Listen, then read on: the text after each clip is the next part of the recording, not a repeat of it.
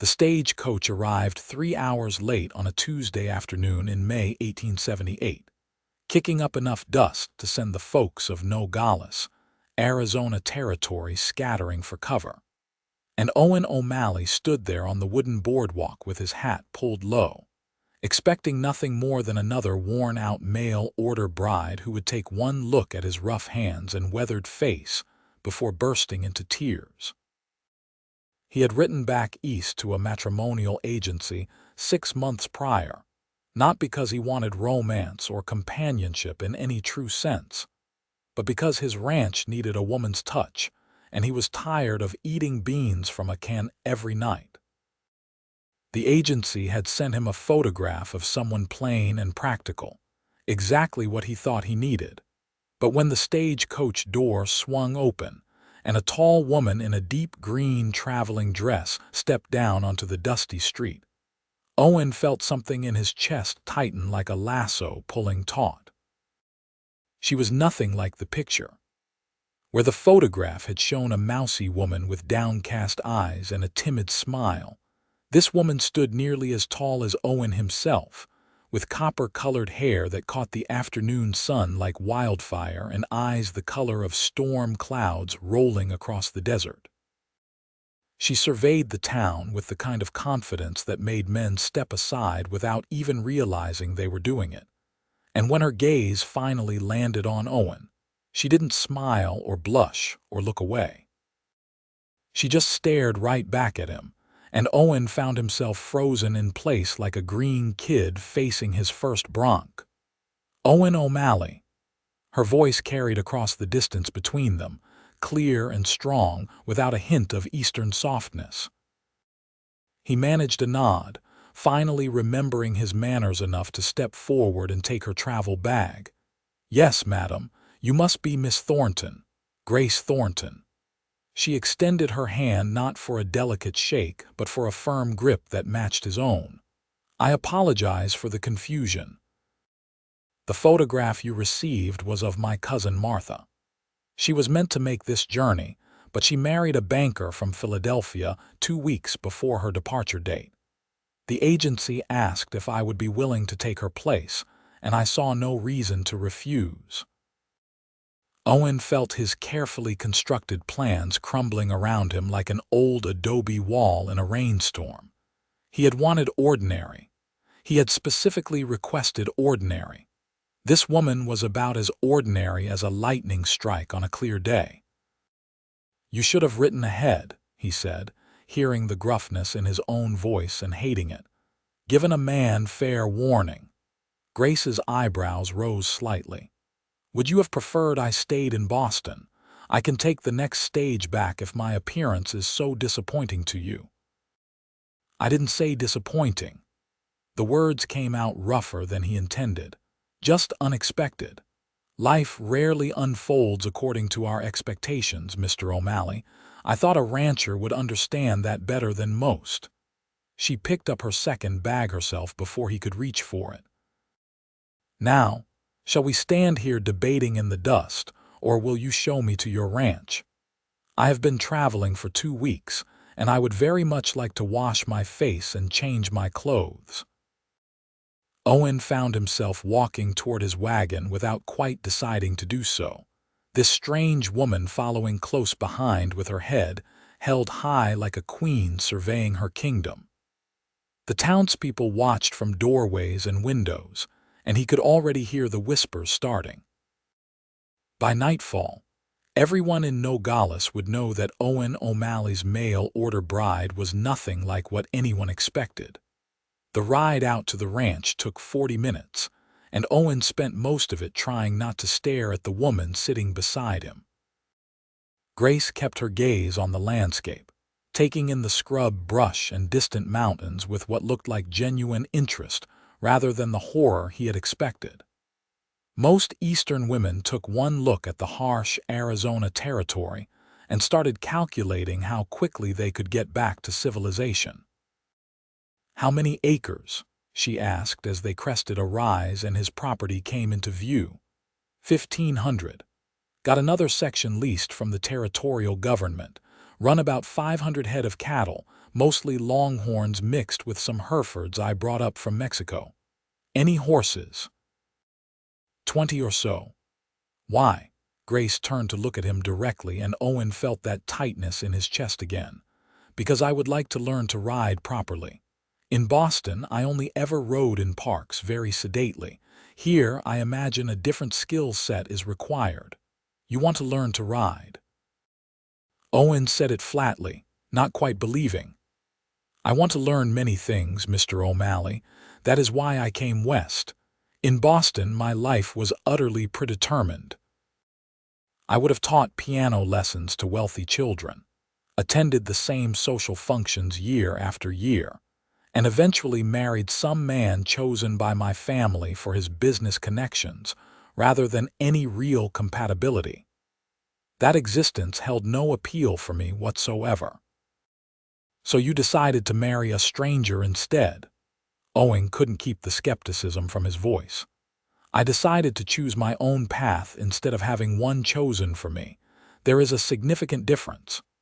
Grace smoothed her skirt, and Owen noticed her hands were long-fingered and elegant but not soft.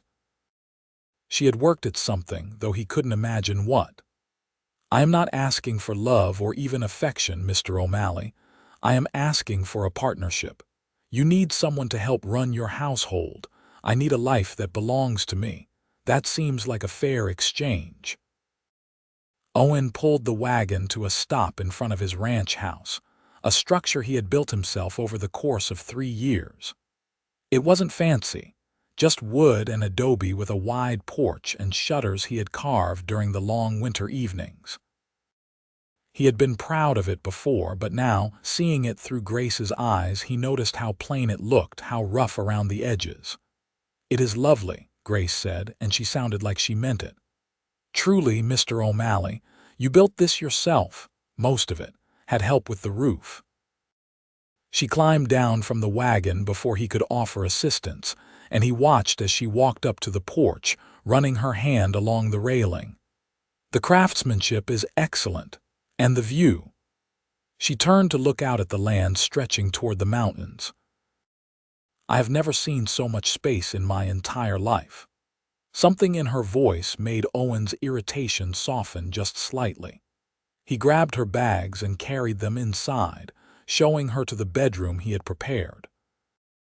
It wasn't much, just a bed with a quilt his mother had made before she died, a dresser and a washstand, but he had tried to make it welcoming. Grace set down her bag and turned in a slow circle, taking everything in. This will do nicely, thank you. The pump is out back. Water is good and cold. Kitchen is through there. Owen gestured vaguely, suddenly feeling awkward in his own home. I usually eat around sundown, nothing fancy. I can cook, Grace said. Not elaborate dishes, but practical food. My mother believed all women should know their way around a kitchen, regardless of social standing. Your mother sent you west to marry a rancher. Owen couldn't quite believe that. Grace's expression shifted, something painful flickering across her face before she smoothed it away. My mother passed away 2 years ago. My father remarried within 6 months, and his new wife made it quite clear that I was no longer welcome in their home. I have been living with my aunt since then, but she has her own family to worry about. When the opportunity arose to come west, I took it. Owen felt something shift inside him, a softening he hadn't expected. He knew what it was like to be alone in the world. His own parents had died when he was 19, leaving him with nothing but a fierce determination to build something of his own. I am sorry about your mother, he said quietly. Thank you. Grace met his eyes again, and for a moment they just stood there, two people who had lost things they couldn't get back, trying to figure out what to do with the pieces that remained. The moment broke when one of Owen's ranch hands, a grizzled former cavalry scout named Pete, knocked on the doorframe. Boss, we got a problem with the fence line up on the north pasture. Looks like someone cut it deliberately. Owen cursed under his breath. He had been having trouble with rustlers for the past month, small incidents that added up to a significant problem. "I will be right there." He turned back to Grace. "I have to handle this. Make yourself at home. There is food in the pantry if you get hungry."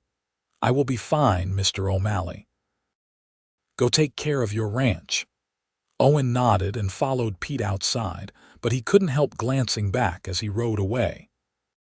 Through the window, he could see Grace moving around the house, already making herself familiar with the space, and something about the sight made his heart do something strange and uncomfortable in his chest. By the time Owen returned, the sun had set, and the house glowed with lamplight. He could smell something cooking, something that made his stomach growl with an intensity that reminded him he had skipped lunch. He put his horse away and washed up at the pump, trying to get the worst of the dirt off before going inside. Grace had set the table with plates and silverware he barely remembered owning, and she had made some kind of stew that filled the house with warmth and the scent of herbs. She had changed into a simpler dress, dark blue cotton, that somehow made her eyes look even more striking. "Sit," she said, not quite an order but not quite a request either. "You look exhausted." Owen sat, too tired to argue. Grace ladled stew into his bowl and sat down across from him, serving herself a smaller portion. He took a bite and had to suppress a groan of pleasure. He hadn't tasted anything this good since his mother died. "This is incredible," he said, forgetting to be guarded. "It is just stew, Mr. O'Malley. Call me Owen. If we are going to be married, we might as well use first names." Grace smiled, just a small curve of her lips, but it transformed her face entirely. "Then you must call me Grace." They ate in companionable silence for a while, and Owen found himself relaxing despite his better judgment.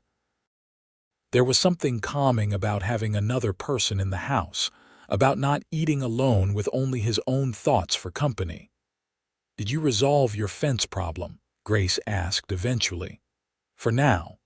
Someone has been cutting my fences, letting cattle wander off. Lost about 20 head over the past month." "Do you know who is responsible?" Owen shrugged.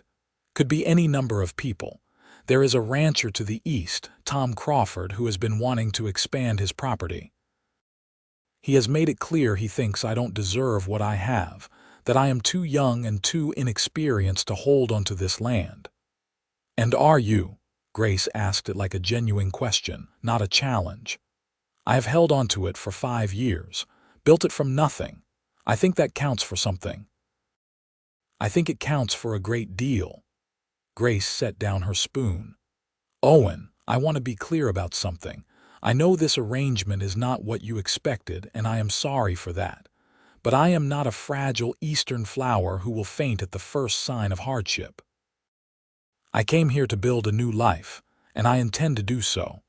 If you will give me a chance, I believe I can be a true partner to you, not just a housekeeper."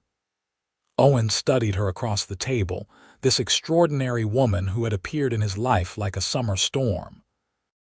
He had wanted ordinary, had convinced himself that ordinary was safer, easier. But looking at Grace now, with her storm cloud eyes and determined chin, he realized that maybe ordinary would have been a terrible mistake. "All right," he said slowly. "We will give it a try. But you need to understand this life is hard. The summers are brutal, the winters can be harsh, and there are dangers you cannot even imagine." "Then teach me," Grace said simply. "Show me what I need to know." Over the following weeks, Owen did exactly that. He taught Grace to ride, starting with his gentlest mare, a bay named Clementine who had the patience of a saint. He expected Grace to be timid or uncertain, but she took to riding like she had been born to it, her natural athleticism and determination overcoming her lack of experience. Within a week, she was cantering across the open range, her copper hair streaming behind her like a banner. He taught her to shoot, both rifle and pistol, and discovered she had a steady hand and a good eye. She practiced every evening until she could hit a target at 50 yards more often than not. He taught her about the cattle, about how to spot illness and injury, about the rhythms of ranch life that changed with the seasons. And Grace taught him things too, though he didn't realize it at first. She taught him that meals could be more than just fuel, that a well-set table and good food could transform the end of a long day into something worth savoring. She taught him that conversation could be a pleasure rather than an obligation, that sharing thoughts and ideas with someone who actually listened made him feel less alone than he had in years. They still hadn't married. Owen had suggested they wait, get to know each other properly first, and Grace had agreed without hesitation. They kept separate bedrooms, maintained a careful propriety that satisfied the gossips in town, but something was growing between them, something Owen tried hard not to name. It was late June when everything changed. Owen had ridden into town for supplies, leaving Grace at the ranch with Pete and the other hands. He was loading bags of flour into the wagon when he heard shouting from the saloon across the street. A moment later, Tom Crawford came bursting out, his face red with anger and whiskey. "O'Malley," Crawford's voice carried across the entire street. "I heard you brought yourself a fancy woman from back east. That true?" Owen set down the flour slowly, his jaw tightening. "My personal business is not your concern, Crawford. It is when you are taking up land that should be mine." Crawford swayed slightly, clearly drunk. "You think you can hold onto that ranch with a pretty face keeping your bed warm. You are nothing but a kid playing at being a rancher." Owen felt his temper rising but kept his voice level. "Go home, Crawford, sleep it off, or what? You going to shoot me, boy?" Crawford's hand moved toward his gun, and Owen saw several townspeople scatter. "Nobody needs to shoot anyone." Sheriff Martinez appeared from the direction of his office, his hand resting casually on his own weapon. "Tom, get on your horse and go home. Owen, finish your business and do the same." Crawford glared at both of them but eventually stumbled toward his horse. As he mounted up, he turned back to Owen. "This is not over, O'Malley. That land will be mine one way or another." Owen watched him ride away, his heart pounding with a mixture of anger and concern. Crawford had been making threats for months, but this was the first time he had been so direct, so public about it. "Watch your back," Sheriff Martinez said quietly. "Crawford has been drinking more lately, and drunk men do stupid things." Owen nodded his thanks and finished loading his supplies, but the encounter had left him uneasy. He pushed the horses harder than usual on the way back, suddenly anxious to get home, to make sure Grace was safe. He found her in the corral, working with one of the younger horses, her movements confident and sure. She looked up as he approached, her face lighting up in a way that made his chest tight.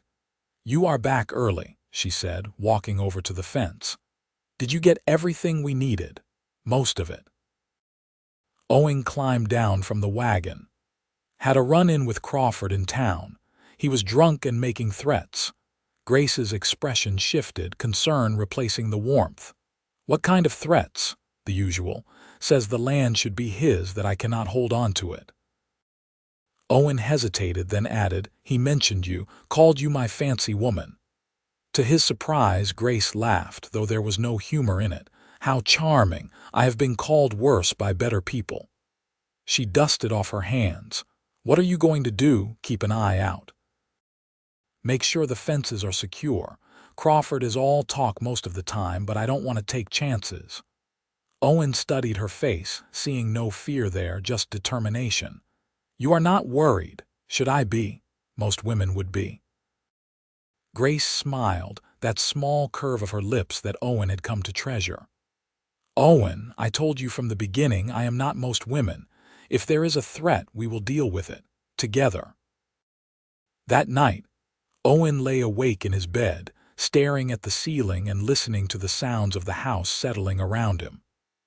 Down the hall, Grace slept in her own room, and Owen found himself wishing, not for the first time, that the walls between them were not quite so solid. He had been fighting his feelings for weeks now, telling himself it was just proximity, just the natural result of sharing a home with an attractive woman. But he knew it went deeper than that. Grace had become essential to him in ways he hadn't anticipated. Her laughter, her sharp observations, the way she threw herself into ranch work with complete commitment, the quiet moments they shared over coffee in the morning, all of it had woven itself into his life until he couldn't imagine going back to the loneliness that had come before. But Grace had been clear from the beginning. She wanted a partnership, not a love match.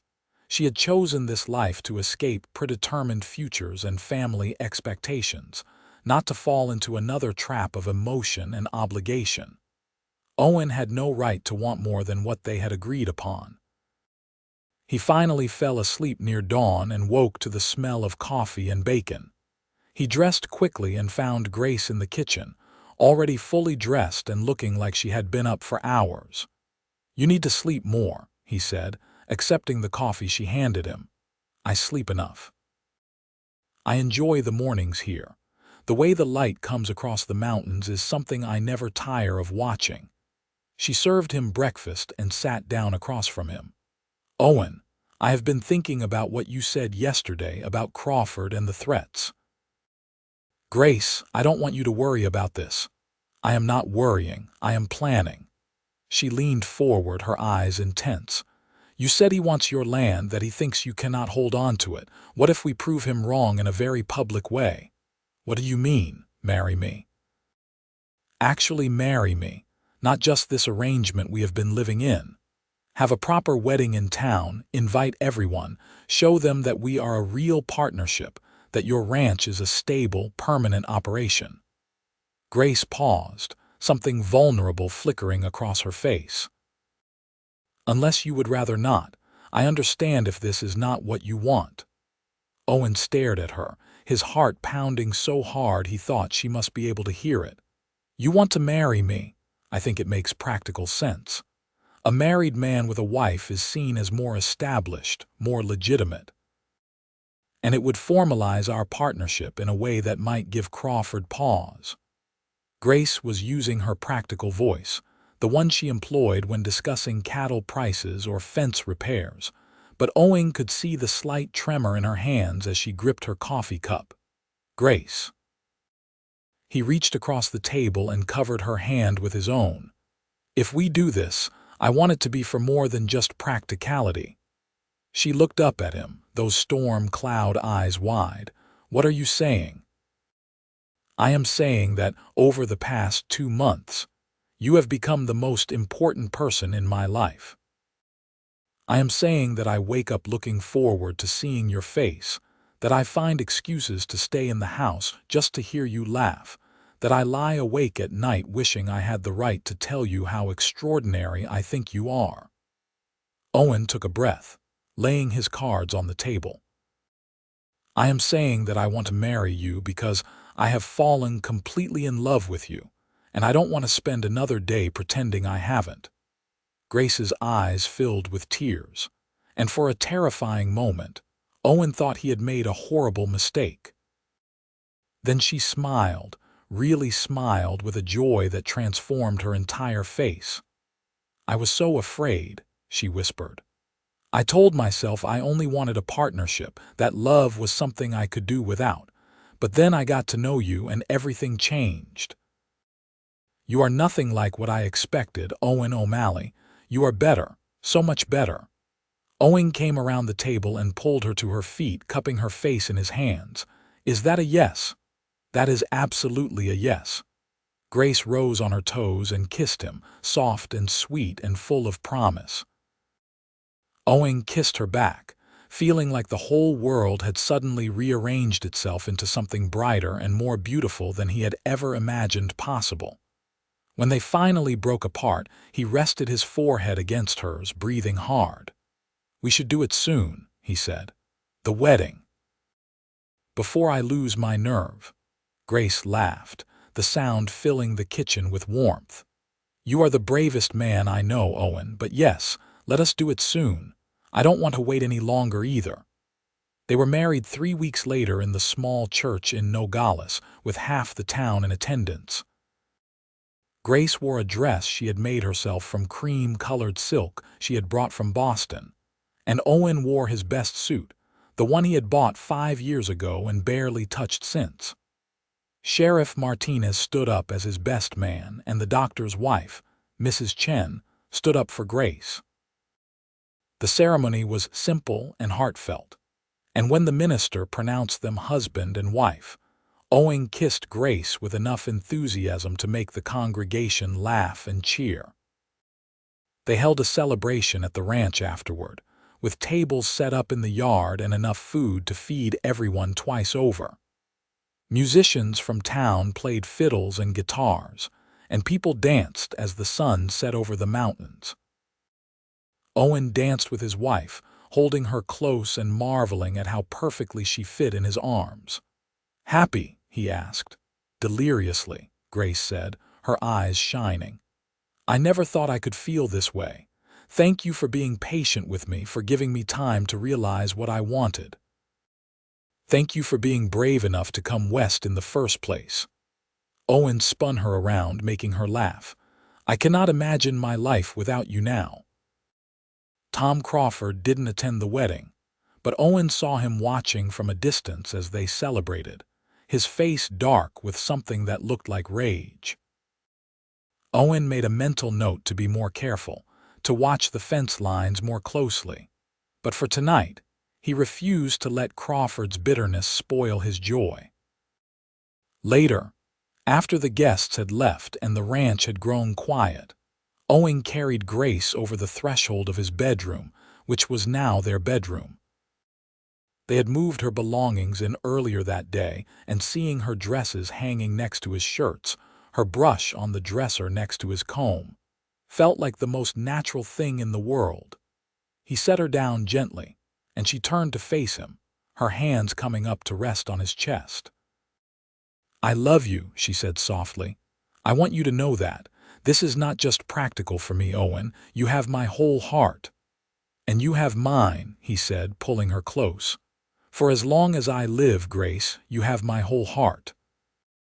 They came together with a tenderness that took Owen's breath away, discovering each other slowly, learning what brought pleasure and what brought joy. Grace was brave in this too, unafraid to ask for what she wanted, unafraid to show him exactly how she felt. And Owen, who had been alone for so long, finally understood what it meant to truly share his life with someone.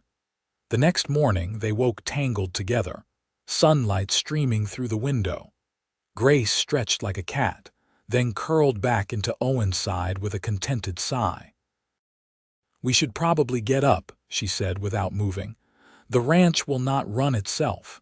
"The ranch can wait," Owen said, pressing a kiss to her hair. "I want to enjoy this."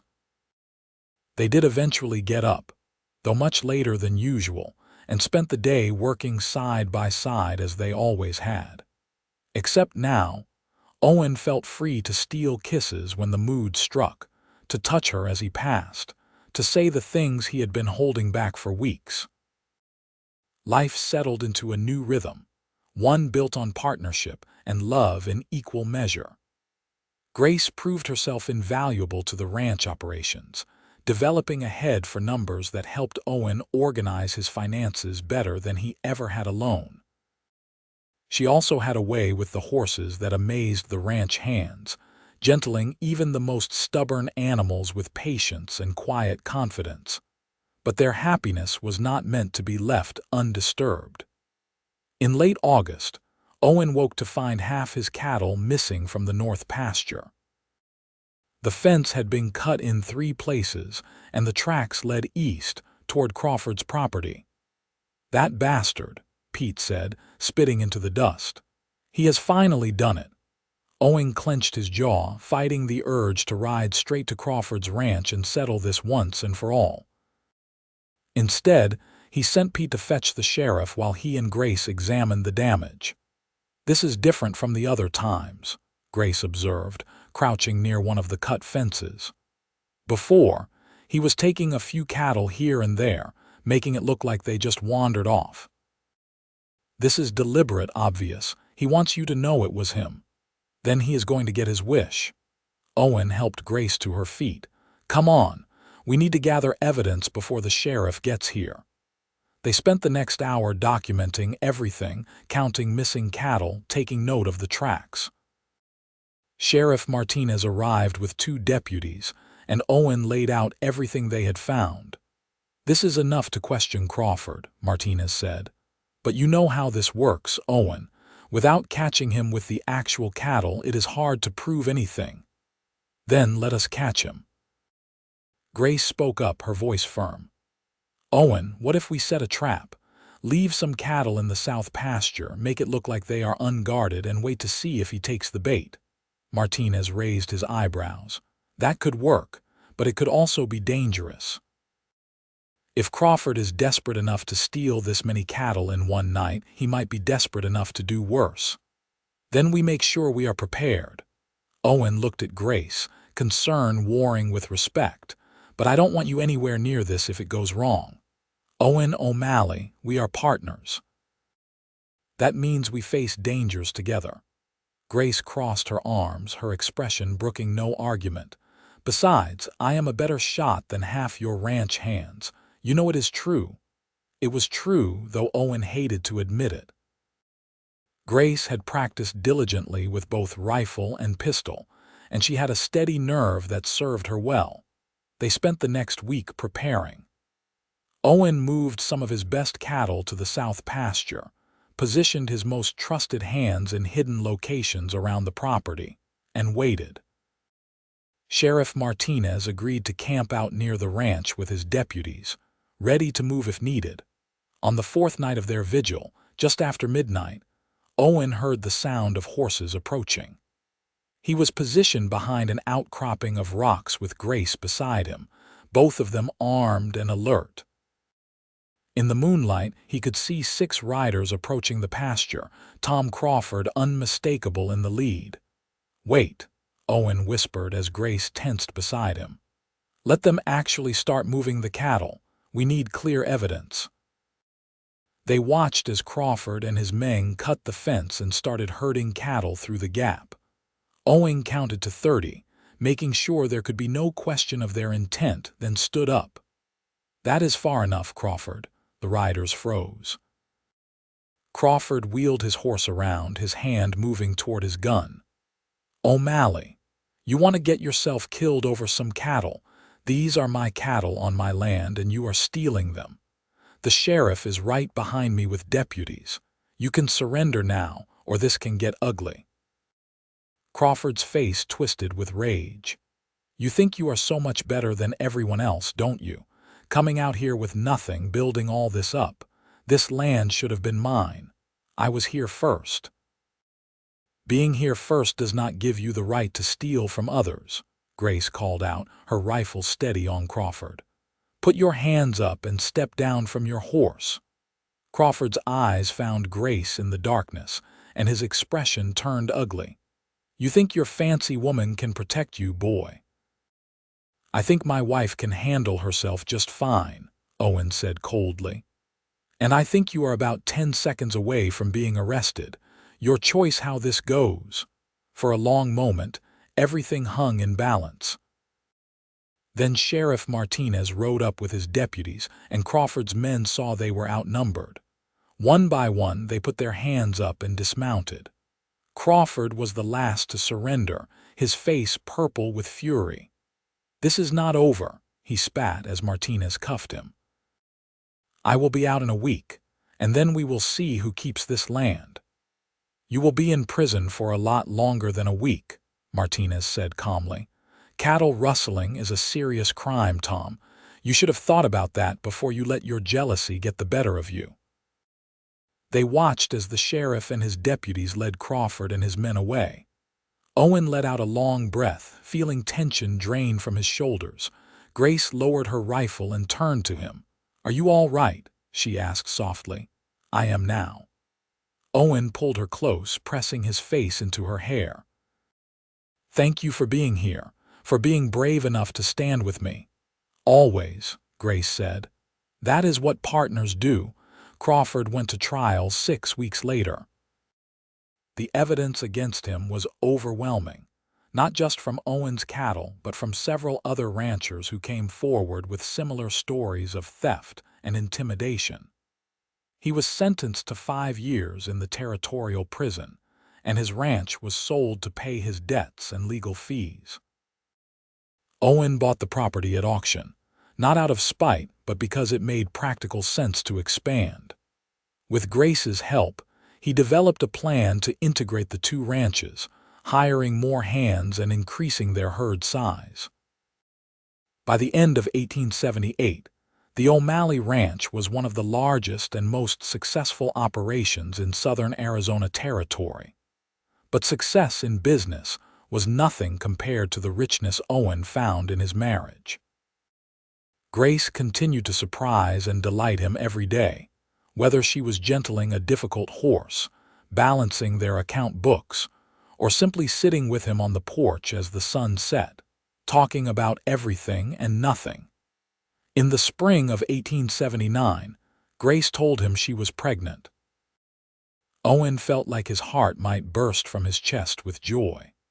He wanted to wrap her in cotton wool and keep her safe from every possible danger, but Grace laughed at his overprotectiveness and continued working alongside him almost until the day she went into labor. Their son was born in late October, during a fierce thunderstorm that rattled the windows and seemed to shake the very foundation of the house. Owen paced in the kitchen while Mrs.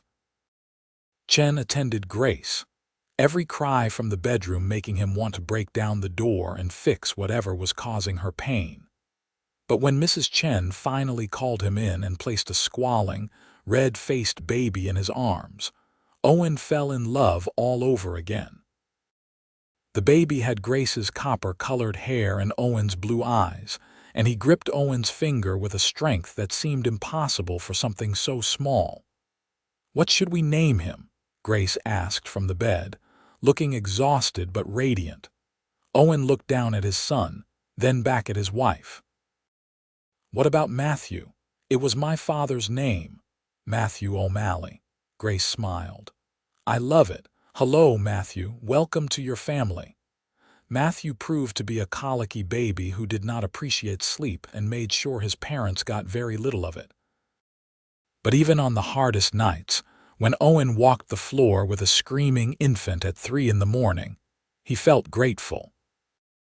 This was what he had never dared to hope for: a real family, a home filled with love and laughter and, yes, sometimes tears and frustration, but all of it meaningful in a way his solitary life had never been. Grace proved to be a wonderful mother, patient and loving but also practical. She rigged up a carrier so she could take Matthew with her as she worked around the ranch, and the baby seemed perfectly content to watch the world from his perch on his mother's back. Owen would come in from the range to find Grace teaching Matthew the names of the horses or singing to him while she cooked dinner, and every time he fell a little more in love with both of them. The years passed quickly after that. Matthew grew into a sturdy, adventurous toddler who loved horses and cattle and anything that involved getting dirty. In 1881, Grace gave birth to twin daughters, Emma and Sarah, who looked so much alike that even Owen sometimes had trouble telling them apart. The house that had once seemed too big and too quiet now rang with children's laughter and the constant noise of a busy family. Owen expanded the ranch operations further, building a reputation for quality cattle and fair dealing that brought buyers from as far away as California. Grace took over most of the business side of things, proving to have a sharp mind for contracts and negotiations that served them well. Together, they built something that went far beyond what Owen had dreamed of when he first claimed this land. But it was not the success, or the money, or the respect they earned that mattered most to Owen. It was the small moments: Grace's hand in his as they watched the sunset from the porch, Matthew proudly showing him a lizard he had caught, the twins conspiring together in that mysterious language only they seemed to understand. Family dinners around the table where everyone talked and laughed and belonged. In 1885, when Owen turned 32 and Grace turned 29, they stood together on that same porch where Owen had stood alone so many years before, waiting for a stagecoach that would change his life. Matthew, now 6, was teaching the 4-year-old twins how to skip stones in the horse trough. Inside, their newest addition, a baby boy named Thomas, slept peacefully in his cradle. "You ever regret it?" Owen asked, pulling Grace close against his side. "Leaving Boston, coming out here to this wild country," Grace laughed, the sound as warm and lovely as it had been the first time he heard it. "Not for a single moment. This is where I was meant to be, Owen. With you, with our children, building this life we have created. Everything that came before was just preparation for finding my way home." "I love you," Owen said, kissing the top of her head. "I know I tell you that every day, but I don't think I can ever say it enough. You are the most extraordinary thing that ever happened to me." "And you," Grace said, turning to look up at him with those storm cloud eyes he still loved so much, "are the best decision I ever made. I expected someone ordinary, someone to give me a practical partnership and nothing more. Instead, I found you, and you gave me everything I never knew I needed." They kissed as the sun painted the sky in shades of orange and gold, their children's laughter ringing out across the ranch they had built together. Owen had wanted ordinary once, had thought it was safer and easier. But Grace had taught him that extraordinary was worth every risk, every moment of uncertainty, every leap of faith. The ranch continued to thrive under their partnership. By 1890, they were running over 2,000 head of cattle across 3,000 acres. Owen had hired a foreman to handle the day-to-day operations, allowing him to spend more time with his family. Matthew, at 11, showed a real aptitude for ranching and spent every moment he could with the horses. The twins had developed distinct personalities despite their identical appearances. Emma was quiet and thoughtful, preferring books to outdoor work, while Sarah was as adventurous as her older brother, always ready to ride out with her father. Thomas, now 5, worshipped his older siblings and followed them around like a devoted puppy. Grace had not slowed down despite having 4 children. She still rode out across the property regularly, still managed their finances with skill, and had started working with the women in Nogales to establish a proper school. Owen watched her chair meetings in town with the same confidence she had shown that first day stepping off the stagecoach, and he marveled at how far they had both come. The territorial government was making noise about statehood, and Owen found himself serving on committees to help prepare for that transition. He and Grace hosted gatherings at the ranch for neighboring ranchers and town officials, Grace's Eastern education and natural grace making her the perfect hostess, while her practical knowledge of ranching gave her credibility that mere social skills never could. One evening in late summer, after another successful gathering, Owen and Grace finally had a moment alone on the porch. The children were all in bed, the guests had departed, and the night was warm and full of stars. "Sheriff Martinez told me something interesting tonight," Grace said, settling into the chair beside Owen's. "He said when you first wrote to the matrimonial agency, you specifically requested someone plain and practical, someone who would not cause any fuss or draw any attention." Owen winced. "He told you that, he did. After several glasses of whiskey, I should add." Grace's voice held amusement rather than hurt. "Did you really want someone ordinary?" "I thought I did," Owen admitted. "I thought ordinary meant safe." I had lost so much already, my parents, my childhood, everything I had known. I convinced myself that if I kept my expectations low, if I did not hope for too much, I could not be disappointed. And then I showed up instead of my mousy cousin Martha. And then you showed up, and every careful plan I had made went right out the window. Owen reached for her hand. I was terrified, Grace. You were everything I had told myself I did not want, everything I thought would be too complicated, too risky. But from that first moment, when you looked at me like you were not afraid of anything, I was lost. I was afraid, Grace said softly, desperately afraid.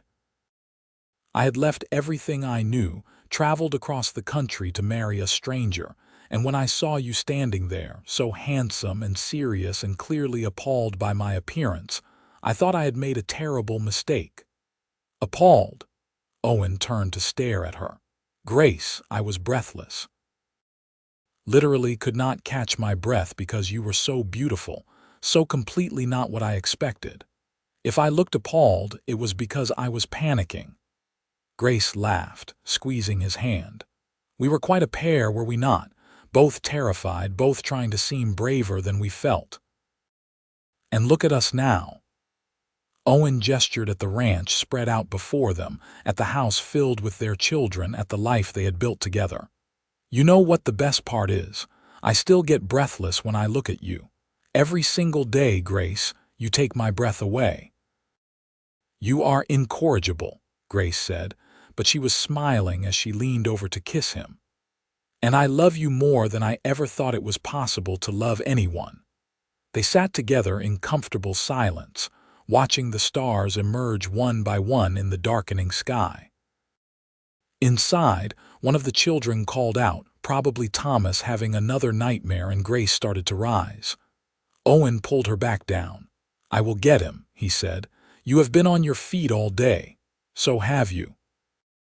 Yes, but I did not spend the afternoon teaching Emma her arithmetic while simultaneously planning next week's menu and balancing our account books. Owen kissed her forehead. Rest. I will be back. He found Thomas sitting up in bed, his face streaked with tears. Owen scooped him up and carried him to the rocking chair by the window, settling the boy against his chest. Bad dream? He asked softly. Thomas nodded against his father's shirt. There were monsters. There are no monsters here, son. Your mother and I, we keep this house safe. Nothing bad can get in. Promise. I promise. Owen rocked slowly, feeling Thomas's breathing even out as the fear faded. You know, when I was your age, I used to have nightmares too. My mother would hold me just like this and tell me stories until I felt brave again. Tell me a story, Thomas mumbled, already half asleep. Owen thought for a moment, then smiled. Once upon a time, there was a cowboy who lived all alone on a ranch. He thought he wanted everything to stay exactly the same forever, safe and predictable. But then one day, an extraordinary woman stepped off a stagecoach, and she changed his whole world. She was brave and strong and not afraid of anything, and she taught the cowboy that the best things in life are the ones you never see coming. Like Mama, Thomas said, yawning. Exactly like Mama. Owen looked down to find Thomas already asleep, his small hand clutching Owen's shirt. He sat there a while longer, rocking and thinking about the strange paths life took, the unexpected blessings that arrived when you least expected them. When he finally carried Thomas back to bed and returned to the porch, Grace was still there, wrapped in a shawl against the cooling air. Everything all right? She asked. Everything is perfect. Owen pulled his chair closer to hers so they could sit with their shoulders touching. I was just thinking about how different my life would be if you had not gotten on that stagecoach, if your cousin had come instead, or if you had decided Boston was safer after all. I try not to think about that, Grace said. It seems like a terrible waste of time to contemplate a life I never lived. This is the life I chose, and I would choose it again every single day. Even when the twins are fighting and Matthew is tracking mud through the house and Thomas is having nightmares and I am exhausted from riding fence lines in the hot sun, especially then. Grace turned to look at him, her eyes serious. Owen, I grew up in a house where everything was perfect on the surface. My family had money and position and all the things society said we should want, but there was no real love, no genuine connection. My mother was the only person who truly cared for me, and after she died, I realized how empty my life had become. This life, with all its challenges and chaos, is real in a way that my old life never was. I would not trade it for anything. Owen pulled her close, breathing in the scent of her hair, feeling the steady beat of her heart against his chest. You know what amazes me? How you manage to be both the most practical person I know and the most romantic. I learned from the best, Grace said, her voice warm with affection. You, my dear husband, who claim to be all business and practicality but who has never once forgotten our anniversary, who brings me wildflowers for no reason, who tells our children stories about how we fell in love. They like those stories. So do I. Grace pulled back just enough to see his face. Tell me again, about that first day, what you really thought when you saw me.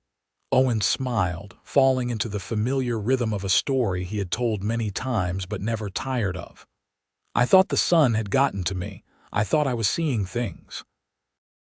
Because no woman that beautiful, that confident, that absolutely perfect could possibly be there for me. I thought you would take one look at the dust and the heat and my rough hands and my rougher life, and you would get right back on that stagecoach and disappear forever. And instead, you looked at me like you could see right through all my defenses, like you knew exactly who I was and decided I was worth taking a chance on anyway. You terrified me and thrilled me and made me want to be better than I had ever tried to be before. I felt the same way, Grace confessed. You were so handsome it made my knees weak. But more than that, you looked at me like I was a puzzle you wanted to solve, not a possession you wanted to own. And when you spoke, you were honest instead of charming, direct instead of manipulative. Everything about you was different from the men I had known in Boston, and I knew immediately that I was in terrible danger of falling in love with you. Terrible danger, Owen raised an eyebrow. The very worst kind, Grace laughed. The kind where you know you are doomed from the start but you cannot bring yourself to care. I had told myself I was being practical, making a sensible choice for my future. But the truth was, I saw you and I wanted you, and everything else was just an excuse to stay. I am very glad you stayed, Owen said, kissing her softly. So am I. Grace settled back against his chest, and they sat together watching the night deepen around them. The years continued to roll by, bringing changes and challenges but also deeper joy than Owen had ever imagined possible. Matthew grew into a fine young man who took over more and more of the ranch operations, showing a natural leadership that made Owen proud. The twins developed their own interests, Emma becoming a teacher in the school Grace had helped establish, while Sarah married a neighboring rancher and started her own family. Thomas, the youngest, surprised everyone by showing a talent for mechanics and engineering, eventually heading to California to work on the new railroad lines being built across the West. Through it all, Owen and Grace remained each other's constant.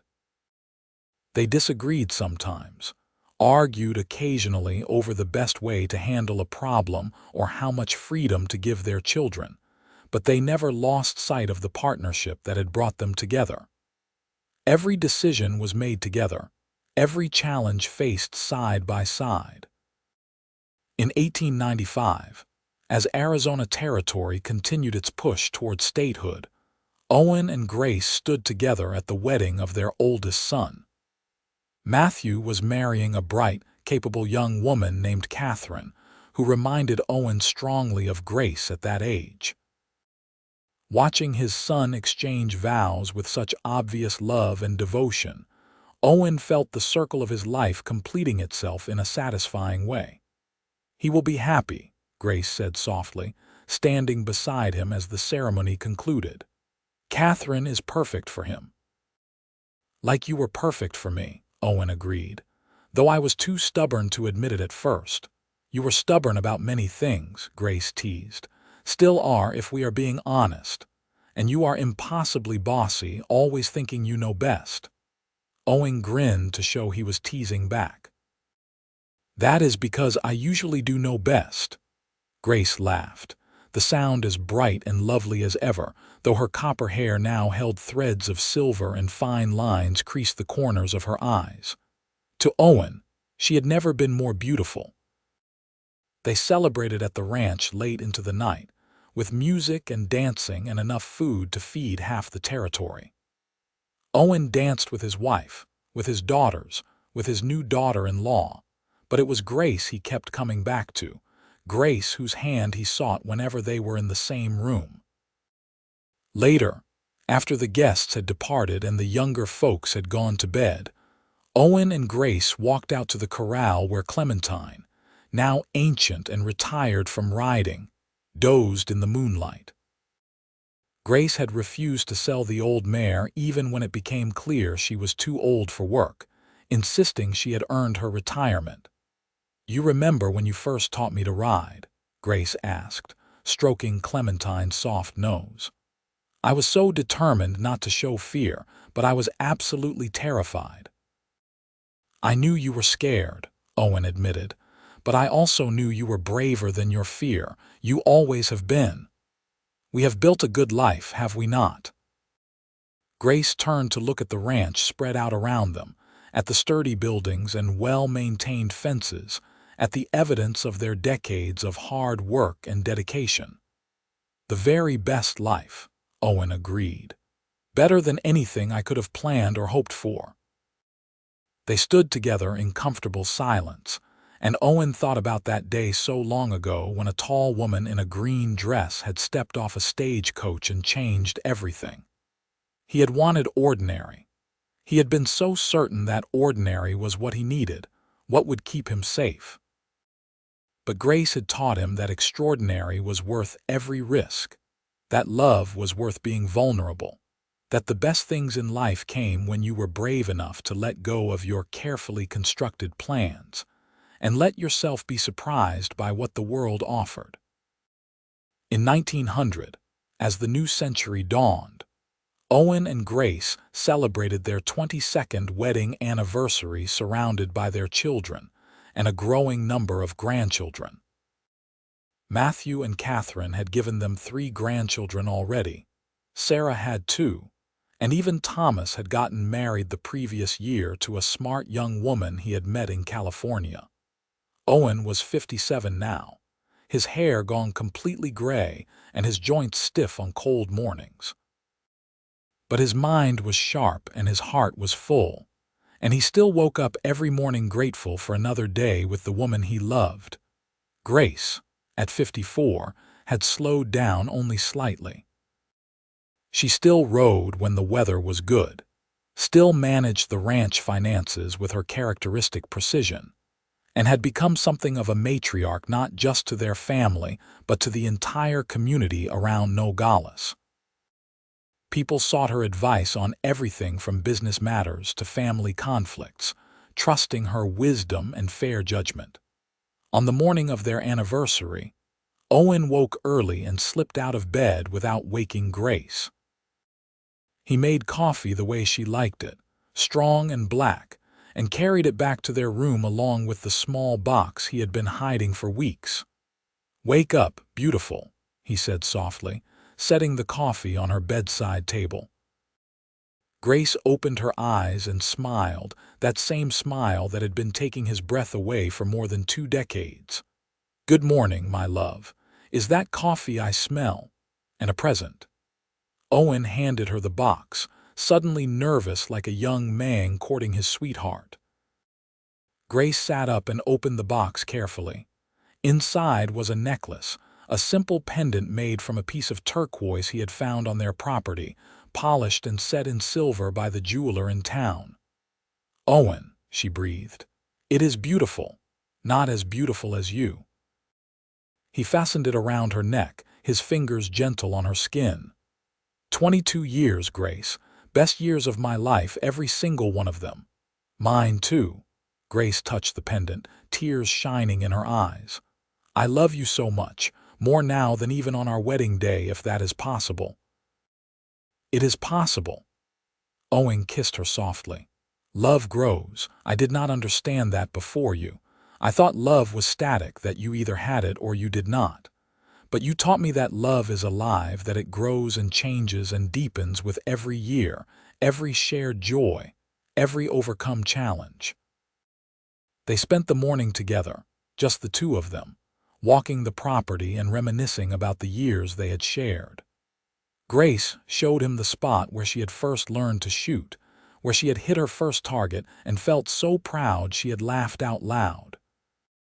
Owen showed her the place where he had decided he loved her, a small rise overlooking the valley where he had watched her working with a difficult horse and realized he could not imagine his life without her. You never told me that before, Grace said, surprised.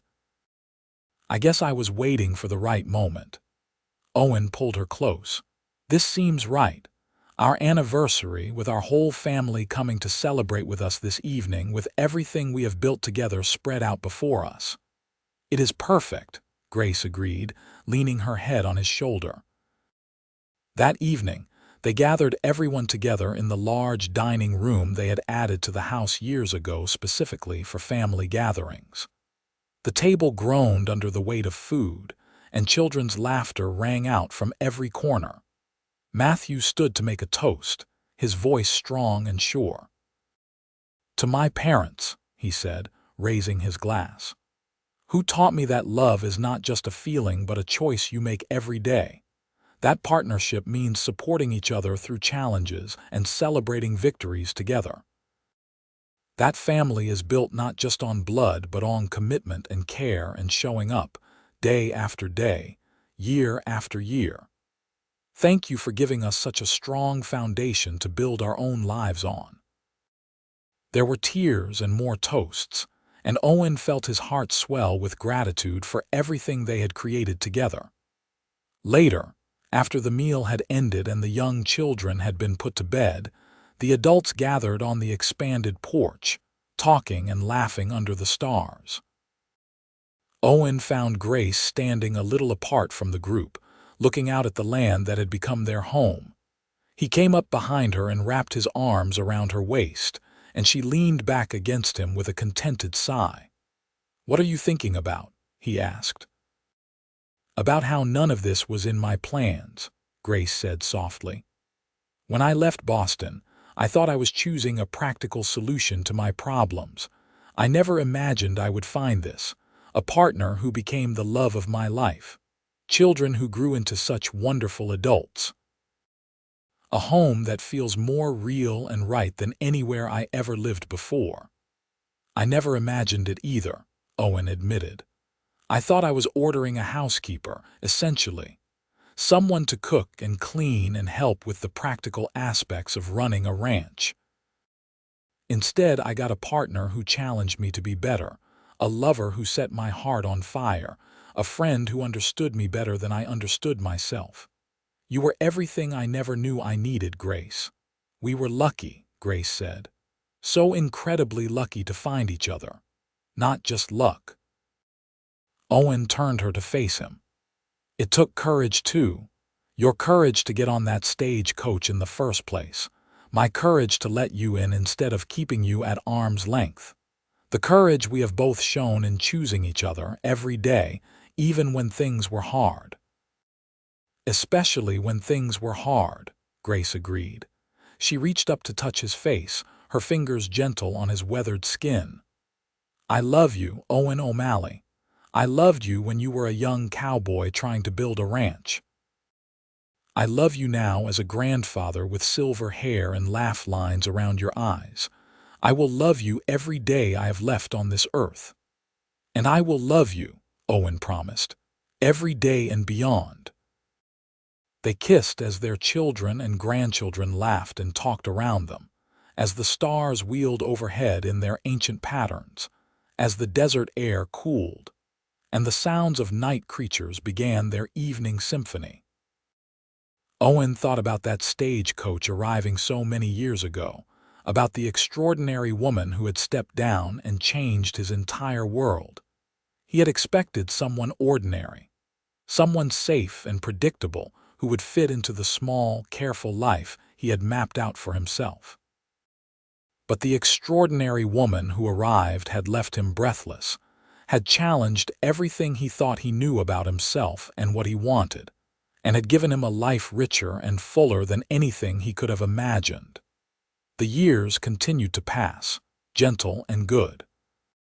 Owen and Grace grew older together with grace and gratitude, watching their family expand and flourish.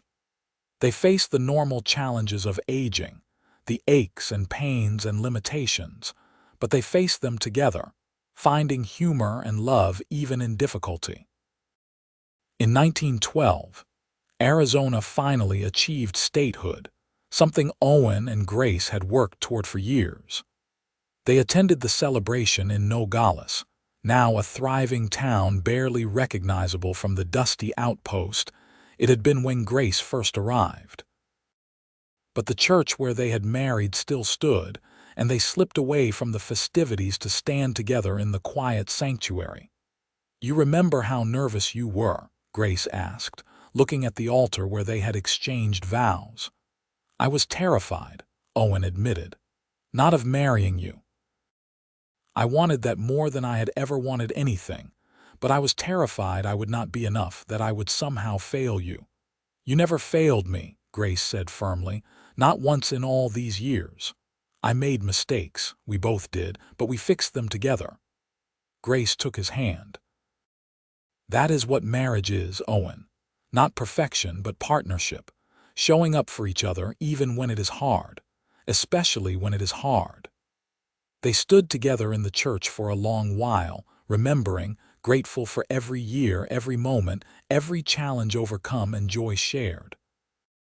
As they entered their 70s, Owen and Grace finally handed over the ranch operations entirely to Matthew, moving into a smaller house on the property that Owen built specifically for their retirement. It had everything they needed: a comfortable bedroom, a kitchen where Grace could still cook when she felt like it, and a wide porch where they could sit and watch the sunset. They spent their days reading, visiting with their children and grandchildren, and simply enjoying each other's company. Owen had worried he might feel useless without the ranch to run, but he discovered that spending long, peaceful days with Grace was its own kind of fulfillment. On a warm evening in June 1918, 40 years almost to the day after Grace had stepped off that stagecoach, they sat together on their porch watching the sun paint the sky in brilliant shades of orange and pink. Grace had been feeling tired lately, her heart not as strong as it once was, but the doctors said she could have years yet if she took care of herself. "You ever wish you had stayed in Boston?" Owen asked, a question he had never dared voice before. Grace turned to look at him, surprise and amusement mixing on her face. "After 40 years, you ask me that now? I just want to know, truly know, no regrets. Owen O'Malley, you are the least regrettable thing that ever happened to me." Grace took his hand, her grip still surprisingly strong. "I left Boston with nothing but fear and hope in equal measure. You gave me a life beyond anything I could have dreamed. Love, partnership, children, grandchildren, a purpose, a home. How could I possibly regret that? I am glad," Owen said simply. "Because you are the best thing that ever happened to me. The very best." They sat in comfortable silence as the stars began to appear, and Owen felt a peace deeper than anything he had known before. He had lived a good life, a life filled with love and purpose and family. Whatever time he had left, he would spend it grateful for every moment. Grace passed away peacefully in her sleep 3 years later, in the autumn of 1921. She was 74 years old and had been surrounded by family the day before, laughing and telling stories with her grandchildren and great-grandchildren. Owen woke to find her still beside him, looking peaceful and younger somehow, as if death had smoothed away the years and left only the essential Grace behind. He did not cry at first. He simply held her hand and told her all the things he wanted her to know, how much she had meant to him, how grateful he was for every year, how lost he felt without her, but how blessed he had been to have her at all. Later, when the family gathered and the tears came, Owen let himself grieve, but he also celebrated. Grace would not have wanted mourning. She would have wanted them to remember the joy, the laughter, the love that had filled her life. They buried her in a small cemetery on a hill overlooking the ranch, and Owen had a stone carved with simple words: Grace Thornton O'Malley. Beloved wife, mother, grandmother, the extraordinary woman who changed everything. Owen lived for 3 more years without her, cared for lovingly by his children and grandchildren. He spent his days on the porch of the small house, often talking to Grace as if she were still sitting beside him. He told her about the family, about the ranch, about how much he missed her and how much he looked forward to seeing her again. On a warm evening in May 1924, exactly 46 years after Grace had arrived on that stagecoach, Owen O'Malley closed his eyes on the porch and did not open them again. He was 81 years old, and he died with a smile on his face, his hand resting on the arm of the chair where Grace used to sit. They buried him beside Grace, and his children had words carved into his stone that they all agreed he would have chosen himself. Owen O'Malley. Beloved husband, father, grandfather, the cowboy who was brave enough to love the extraordinary woman. Matthew and his siblings sold the ranch eventually, though they kept the small cemetery on the hill and made sure it was always maintained. The land changed hands several times over the following decades, but the house Owen had built still stood, and the story of the cowboy and his extraordinary bride became a local legend, told and retold with varying degrees of accuracy, but always with the same essential truth at its heart. Love, real love, is worth every risk. It asks you to be braver than you think you can be, to trust when trust seems foolish, to hope when hope seems dangerous. And if you are lucky enough to find it, lucky enough to choose it every day, it will give you a life richer and fuller than anything you could have planned or imagined. Owen had expected someone ordinary. He had wanted safe and predictable and easy.